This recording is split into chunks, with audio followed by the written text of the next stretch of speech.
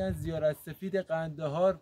اینجا مثلا قبرستون اهل تشیع، اینم قبر آقا خان، درسته؟ آقا کلان. آقا کلان از بزرگای اهل تشیع بوده، قبرش هم اینجاست. حالا این قبرستون هم ببینید خودش هم تقریبا جای تاریخی محسوب میشه برای زیارت و فاتحه و اینجا. آره. اینجا منطقه شیعه هم هست، یعنی افراد زیادی در اینجا از شیعه ها زندگی میکنه. اونا مسجد فاطمه الزهرا سلام الله علیها. آره. اون یکی چیه؟ اون یکی که اونجاست کدوم؟ اون یکی سفید. اون مسجد اهل سنت، برادران اهل سنت ما هست. پس با هم راه زندگی میکنه. یک مسجد اونجا میبینین اینا مال اهل سنت برادر هست و این طرف هم که میبینین مال شیعه ها هست.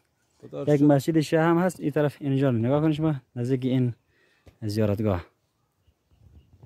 کاری پرچم شیعه هم گذاشتن، کسی کاری نداره، درسته؟ نه ان شاء الله. خدا رو شکر. مثلا این منطقه مردم تو صلح با هم زندگی میکنن.